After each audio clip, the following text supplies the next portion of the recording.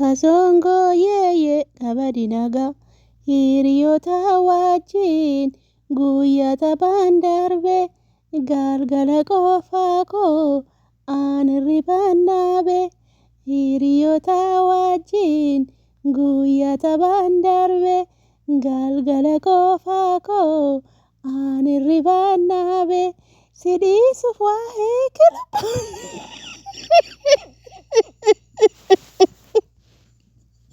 Mana belacho nyuti naguta.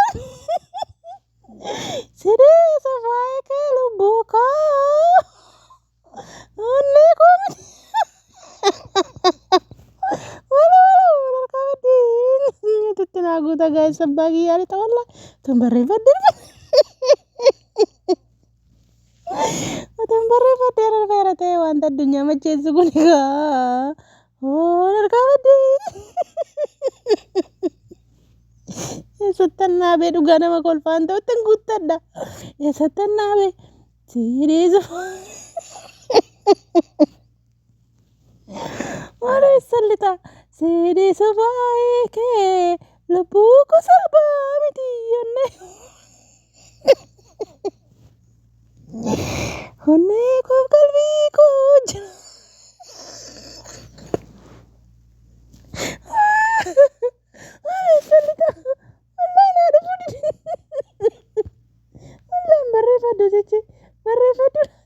Barreeffadde jedhu dhugaa rabbii harkabadde dhugaa naan qabamtu ani sammuun koo waa dafee naan qabatu. Maal sirba gabaabaa kanaan qabachuu dadhabee dhugaa rabbii maal sallitaa gara dhugaachuun kolfinaa kottee keessa namni dhugaa rabbiin kolfinaa namni tokko wallaan kolfinaa dhugaa kolfitanii kottee keessan caabe kottee keessan isin caabe dhugaa kolfinaa mana kanatti namni tokko harkabadde qaamaa duutirri baajjinanii sanumaafan keessan buufadhanii illee beektanii akka biyyaare waldeen sanumaaf beektanii yoo kisaara gabbaa hunatti kisaara gabbaa wayne balaachoo. Egaa namni dura waa barreeffatee shaakalaan dhufa gadhiifama narkaa baate dubbiitu narkaa milixxe yaadattu dhiisaala haadha ishee maal abbaa isheetii narkaa milixxe mucayyoo kanatti laa afaan oromoo na buusee oromoo natti kofalchiisa laa mucayyoo kanatu ibsishaanii tiktok isheerraa gabbuuseetu fidee feesbuuk isaarratti fe'e saniin booddee maal jedha uummanni koomentii jechuudha ibsishaanii mucayyoo kanaa miti kan inni poost godhe nama sirbasaa duwiitu godhee sirbee hunda warroota abdii eenyu cululleeti ijoolleen abdii culullee wajjinillee goddanyaadha mucaa fataa shoofaa wajjin mucaa tokkollee fidee gadhiisee akkasumas hiriyoota isaa warroota sirbanii kaleessa guyyaa gadhiise sirbee fidanii gadhiisanii jechuudha hiriyoota baay'ee tiktok irratti ittiin hojjetanii jennaan ibsishaanii fidee feesbuuka isaarratti poost godhe ijoollee kana jechuudha. Namoota baay'ee gara 3-4-5 kana poost godheera jechuudha. YouTube ibsishaa jalatti yoo argitan Facebook ibsishaa jalatti yoo argitanii dhugaa rabbii viidiyoo namoota baay'ee warroota sirba kana irraa sirban fidee gadhiisee jira jechuudha. Garuu mucayyoo tokkittii kana fidee maal jedhu ibsishaadhaanii koomentii isaanii isin dubbisa dhugaa rabbii waan sheemii nama qabsiisuudha ko waan silumayyuu jibbaa ibsishaa fi maakii irraa qabanitu wal qabsiisuufitu ibsishaa lolu jechuudha koomentii jalatti maal rakkoo qaba mucayyoo kana OPP fidee poost godhe inni dhiirota soo fidee poost godhe dhiirota irraa moo maan dubbanneesin mucayyoo kana fidee poost gochuunsaa maakii irratti jaalallee biraa baafachuudha attamitti sammuun keessa yaada oromoodha ko dhiiga isaati lammii isaati saba isaati maal qaba fidee feesbuuk irratti poost godhe inni ammeenyaa fi fidee poostiin godhe maal jetti ijoolleen koomentii silayyuu hinaaffaa ibsishaadhaa fi maakii adda baasuudhaa fi safuudha halkanii guyyaa ciisaniin bulani wallaahi inaaffaadhaan kun hunda inaaffaa maakiin maanu caaltee ibsishaan maanu caaleetu inaaffaa isaaniitu barreeffaman taane barreessanii qalbii cabsuu jechuudha. Maal jetti tokko durarratti koomentii sana ibsishaa jalaa mucayyoonni poost godhe kana jala daqaa laalaa jechuudha. Maal jetti ibsishaa duran itti himee miyyoo maakii ooroo jedhamtu tana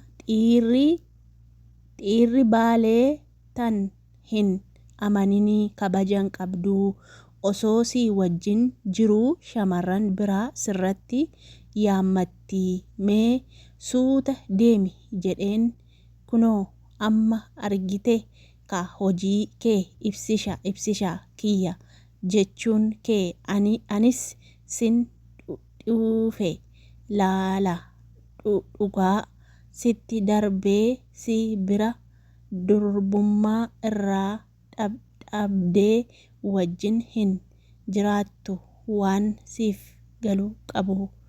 Dhiirri baalee yoo durbummaa namarraa dhabee namaa wajjin hin jiraatu jetteetu koomentii jalatti barreessite. Abeet giiftii ko barreessitee fiduuteeti. Subhaanallah, rabbi si haa qajeelchu dhugaa rabbii. Kadir maraatuu lammaffaa ilaal. Mucayyoo kana fidee gadhiise kadirii maraatuu lammaffaa jedhanii koomentii barreessaniif. Mee ilaalaa mucaa hola deemaa dabar. Daa'ima mucaan kun hin beektu miti. Reefuu ol guddachaa jira daa'ima. Inaaffaadhaan kun hundaa. Waan biraa miti wallahi inaaffaadha. Subhaanallah, rabbi si haa qajeelchu Oromoo dhugaa. Otuu tokko tokkotii wal jajjabeessiti wal gargaarti malee mee saba biraarraa barumsa baradhaa dhugaa rabbii wal jajjabeessu malee hammeenya akkasii koomentii hammeenya kanaa hin barreessanii jechuudha. Tokkommoo maal jetti ani ka koomentii hunda isin hin dubbisu dubbiin garam deemaa jira. Mee koomenticha dhaqaa ilaalaa isin dhugaa rabbii dubbiin garam deemaa jira. Tokkommoo maal jetti kiyu jechuun amma kaa maaliif kiyu jetta? Maa yoo gadhiise mucayyoo kan rakkoo maalii qaba? Oromoo rakkoo saba isaati dhiiga isaati lammii isaati yoo gadhiise rakkoo maalii qaba? Feemasa ishee godhe koo feesbuuka isaa irratti fe'e waan isheen sirba isaa sirbiteefitu fuudhee poosti godhe min chigiraallee yeroo inni abdii faarraa dubbate yeroo inni hiriyoota isaa fidee gadhiise ijoollee dhiiraa maa jalatti hin barreessin koomentiin ta'an amma koomentii daddabaa maal barreessitu? Kadir lammaffaa abeet ibsishaan maraatee jechuu isaaniiti bar kadiriidhaanii hin maraate jechuu isaaniiti.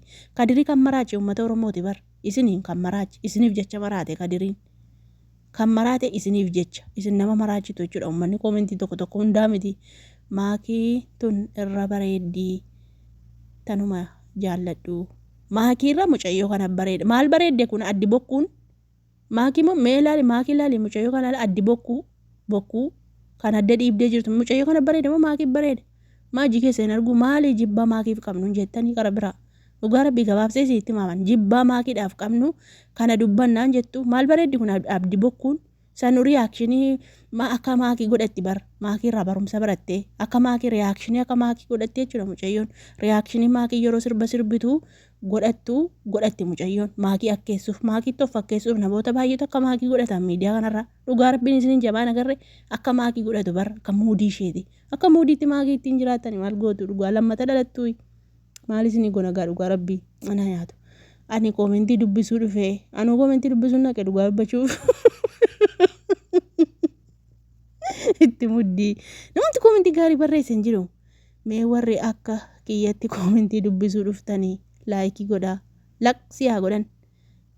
Dhiirri bareedaan bultiif hin ta'u gaafa jennuu ragaa wajjinii mucayyooma kana gadhiisuuf gaafa Ameerikaatti maakiif ibsishaan wal naannessanii Ameerikaatti wal fudhatanii eessa baay'isanii lixxu dhugaa rabbii kiyu jechuun amma kaa yeroo sana hin gaggabdu dhugaa rabbii eessa lixxu yaa rabbii kiyya nu baase.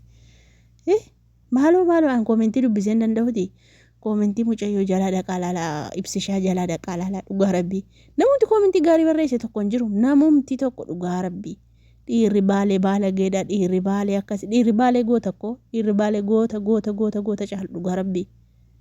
Ni naaftee naaf akkatti kutuuf eessa isinii lixxu gaa'e haadha sooressa godhaa hafuudhu afur dhugaa carraa yoo isin geesse dhugaa hafuudhu shari'aan afur ajaja hafuudhu inni yamtii fi maakiin giddiin qabdu dhugaa isheenoo nama muudiin galeefiidha itti ergaddaa sin hafuudhu.